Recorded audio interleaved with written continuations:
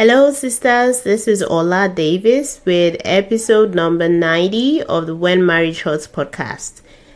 Thank you for joining me on this episode. And this one is going to kind of be a continuation of a series. Even though I'm giving the series different, the episode titles are so different. It's not exactly a part 1, part 2. But it's still a series in the sense that I'm still talking about different covert abuse tactics, right? So last week I talked about how we get pulled into these relationships to begin with and how we feel responsible for helping the abusive person, how we feel that the abuser is really the victim and we try to protect our abuser. Today, I want to talk about how they sabotage our success, how they sabotage us as a human being, how sabotage is like the perfect covert abuse tactic. At least in the way that the covert abuser does it, they do it in a very subtle manner that you don't even realize you're being sabotaged. So don't go nowhere, and I will be right back after this.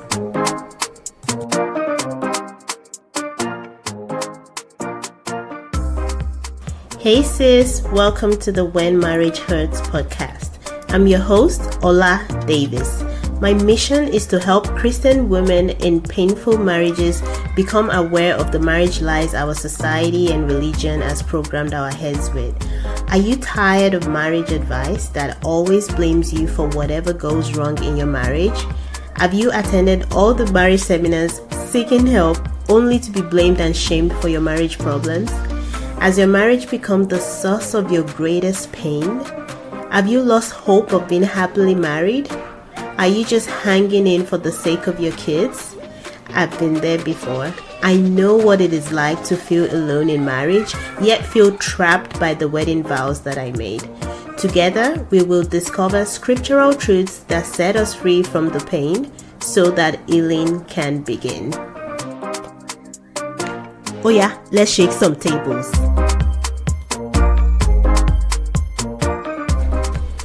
Welcome back. Yes, so on this episode, I am going to be sharing quite a bit of my own personal experience with how my ex-husband sabotaged me at different times in our marriage. Where do I start from? I can think of a bunch of examples off the top of my head right now, and I'll share a few with you. Now, the thing with these people is that they draw you in. They get you to a point where you really trust them. You feel emotionally connected to them. You already believe that, this person wants the very best for you. In fact, you feel like in the whole world, no one else wants the very, very best for you except for this man.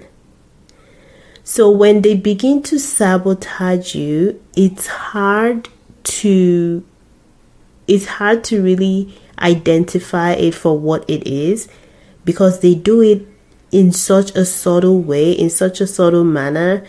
They use words like, "Oh, I'm just concerned about you."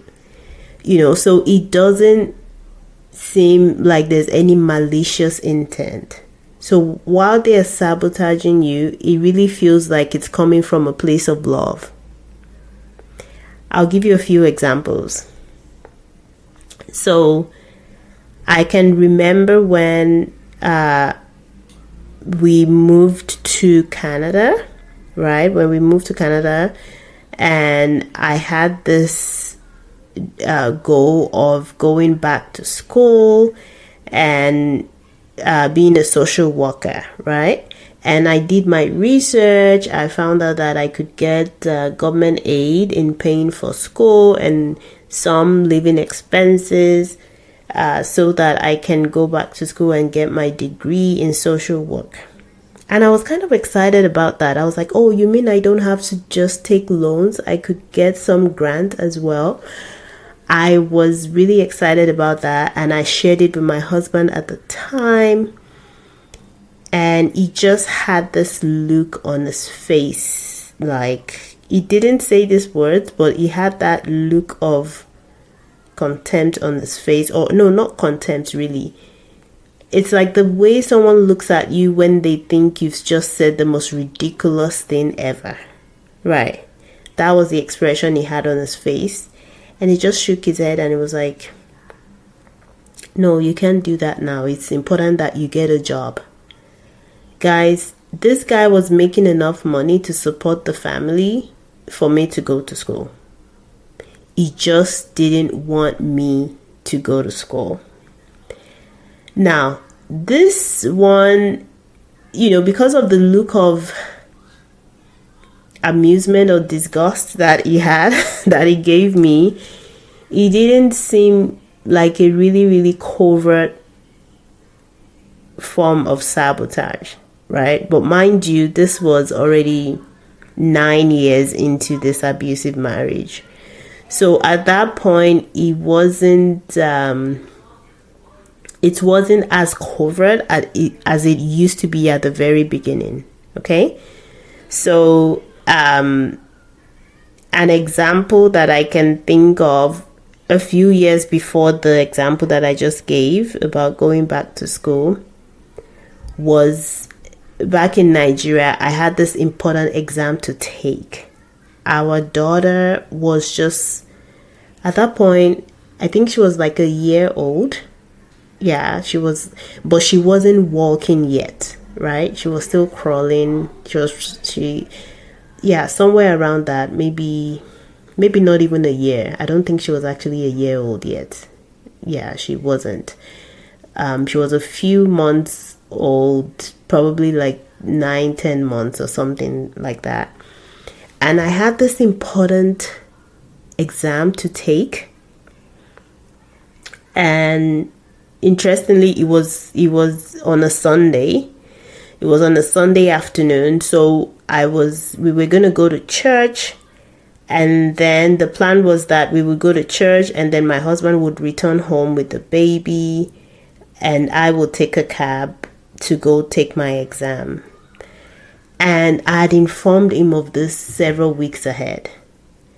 And I was like, okay, I'll make sure you have everything you need at home and our baby is fed before you guys return home and I go do my exam. And it's like, yes. Like, he didn't express any concern whatsoever. Like, oh, not a big deal, right? Not a big deal. I'll just take the baby home. You do your exam and take a cab back home. And I kept reminding him as the day drew closer, just so that he doesn't make any plans that disrupts what we already had planned or that he doesn't forget, right? Oh my goodness. What if I told you, ladies, that when that day came, I was still like, okay, how are we doing with our plan? We're doing great. We're going to church. You and baby are going to come home in the afternoon. I'm going to take a cab to go take my exam and then take a cab home. It's like, sure. After church service that day, the cab that was going to take me to the exam hall, exam center arrived. And I was like, oh, honey, the cab is here for me. So, take the baby and I'll see you guys at home later in the day. And he was like, mind you, this was less than 2 hours to my exam. And he was like, oh no, I can't take the baby. And I was like, what do you mean you can't take the baby? He's like, yeah, the senior pastor is having me go to some preaching engagement that he's not able to go. And he's sending me there to go preach on his behalf. And I was like, okay, but did you tell him that you had some other form of engagement? Did you tell him that your wife has this important exam and you have to watch the baby? And because the pastor could find some other minister to go do a preaching engagement on his behalf. And he just looked at me like that was such a ridiculous suggestion. And he was like, no, I can't tell him that. And I was truly confused, ladies. I was truly confused. I'm like, what do you mean you can't tell him that? We've had this plan for several weeks now. Like, what am I, I can't take the baby into the exam with me. What am I supposed to do? And he's just looking at me quiet. No suggestions, nothing. As if to tell me that wasn't his problem and I was supposed to figure it out. But of course, he wouldn't say those words. And I was so distraught. The cab is waiting for me. I have my baby in hand. I have no idea what to do. And then I thought of calling a friend of mine, that lived nearby. And I was like, I need your help. I have this exam. Can you please come with me? Like, this is the situation. I had this whole thing planned out with my husband, and now that plan has fallen apart. He's not going to take the baby. Can you please go with me to my exam, and so that you can stay in the car because the cab was going to wait for me to be done with the exam, right? Like, can you please come with me so that you can watch my baby in the car while I do my exam? It shouldn't last more than an hour or so, and then we can return and I'll drop you off, back at your house. And, my friend was like, oh, sure, I'll do that for you. Mind you, my friend had no idea that I was having this exam. This was just a last minute thing I dropped on them. And they were willing to help me. But my husband, with which I had planned this for several weeks, bailed at the last moment for something as ridiculous as, I want to go preach for the pastor at some other place. Something that someone else could have done. So my friend followed me and she watched my baby while I did my exam. And guys, it's been almost 9 years. This story I'm relating to you, it's been almost 9 years. But that lady and I were still such good friends today. She is someone who is really, really dear to my heart.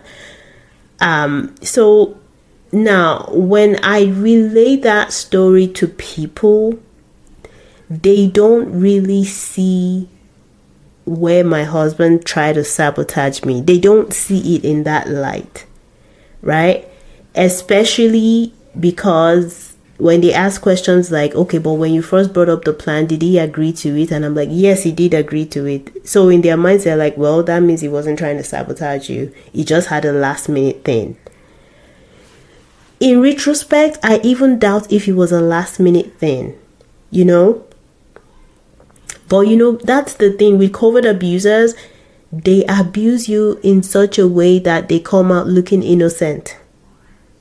They sabotage you in ways that it comes off looking like, oh, they just had something come up suddenly. They didn't mean to let you down. It was just something that came up all of a sudden. They do it in such a way that they come off looking either like a victim, or they come off looking like there was no malicious intent. Life just happened. And that is what really makes victims crazy, because you struggle once you identify that this person is deliberately sabotaging your success. You struggle to find the words to explain it to other people to understand. I'm thinking if I can share with you one more example, one or two more examples. So there has been times that I would want to embark on a project, and he would say things like, "Oh, are you sure you can do that? I'm just concerned. I mean, I'm happy for you if you're able to pull it off. I'm just really concerned for you, and I'm wondering if you'll be able to handle it all, with the kids and the home and the..." Instead of asking me if I'm able to handle it, why not think of ways you can support me so I'm able to handle it? You know what I mean? So they even though they're sabotaging you, they come across like, "Oh, I just have concerns about your well-being. I just have concerns about whether you will be able to undo a full-time job while taking care of the kids." Because they're trying to sabotage your efforts of making an income for yourself. They want you to be fully dependent on them. But rather than say, "I don't want you to make your own money, I want to be able to control you with finances," they will say something like, "Oh, I'm just concerned. I just don't want you to get burned out. I can take care of us. I can pay our bills. You don't have to do this."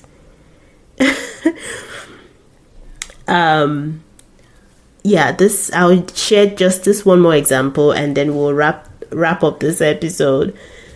So there was this one time and this was even before we had kids, and I was praying, and after praying, I shared with my husband. I was like, "I strongly feel this in my spirit that I'm gonna have like a gift of almost like a gift of prophecy. Like God wants to be able to proclaim words over people using me as a vessel." And he showed excitement. He was like, "Oh, great, that's so wonderful for you, honey. That's so great." Ladies, I just have to laugh because now in retrospect, I can see how, I can see the times that he pretended to be happy for me when in reality he was envious. Back then, I didn't see it. I just see it as, "Oh, he's so excited for me." Now I realize that this guy was envious of me the whole time. So I shared this with him. He seemed excited about it, and that was that. And then several days later, we were in a prayer meeting in church, and he was the one leading the prayer. We were praying. It was really mostly teenagers, right, and young adults in that meeting, but he was the one coordinating, and he was the one leading in prayer. And as we were praying, I felt this, I'm not sure how to describe it, ladies, but I felt this thing within my spirit to speak a word of prophecy over a particular girl in that prayer meeting, which, I kind of yielded to that, and I spoke a word of prophecy over her. And as soon as I was done and I kept quiet, my husband at the time continued with the prayer, and the next prayer point that this guy raised and asked people to pray was something that went like, "Let's pray against every spirit of deception."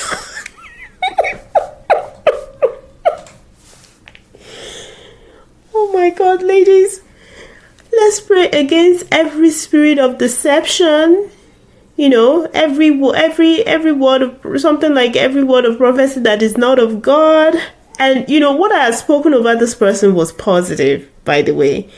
Every word of prophecy that is not of God, every spirit of deception, and that thing hit me. I'm like, and then I started second guessing myself. I'm like, is it just a coincidence that I just shared the word of prophecy and then all of a sudden we're praying against deception? Or Or did he have it in mind to pray this prayer point? And like, it just seemed really weird to me. And my antenna, my alarms went off. And I felt deeply hurt. It felt like a personal attack. But then I kept thinking, what if I'm just overthinking this whole thing? What if it was just a coincidence? So, of course, I brought it up to him later, right? When we were alone together. And I was like, I found it deeply disturbing that as soon as I said the word of prophecy, you started praying against the spirit of deception. It almost makes me feel like you're insinuating that I'm being deceived, or that what I said was not from God, like the message I had was not from God or something like that. And he just looked at me with this confused look. And that look was something that I was gonna, that became very, very familiar over the next few years. Because whenever I would call him out on something, he would just give me that same confused look, like, what in the world are you talking about? But of course, he doesn't say those words. He just gives me that look like, what? And I was like, yeah, it just seemed like a really hard time to come up with that prayer point. And it was like, no, I was just leading prayer as God led me. I didn't even I didn't buy it. But the thing is, they have a way in which they lie. They lie so well, so convincingly, that you start to think that you're the one who's really confused and you're the one who isn't interpreting things well. So, yeah, that story, that's like my favorite of all time, because it was just so crazy, and he did it in a really smooth way. I have heard stories of other people where they get sabotaged with their careers, where just different things. They sabotage your relationship with other people, right? They sabotage your relationship with your kids. I remember times that my ex-husband would tell me that I treated my kids like they were a burden. Mind you, I was the only one parenting these children. And this guy would have the gut to tell me that I treated them like they were a burden, when he was living like a single guy with no kids. And I was the one, bearing the entire burden of parenting them. So, yeah, I think I'm going to stop right there on this episode, ladies. I don't know what part of today's episode resonates with you, but let me know. You can shoot me an email at oladavis360@gmail.com. You can shoot me a direct message on Instagram at When Marriage Hurts. And if you've never left us a review on Apple Podcast, please do that. You have no idea how much it's going to help someone else find this podcast, and it might be the answer to their prayers in figuring out the confusion they've been living in their marriage. I hope you ladies have a wonderful week ahead. If you still want to book a clarity coaching session with me, please click on the link in the show notes and find a time that works for you, and I will be glad to be at your service. Have a wonderful week ahead, and God bless you. Bye.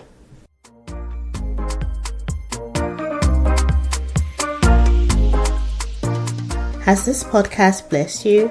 If yes, please head over to Apple Podcasts, When Marriage Hurts, and leave a written review for the show. It would be such a blessing to me to know that this show has impacted you in some ways. Also, share this podcast with a friend. Let's spread the word.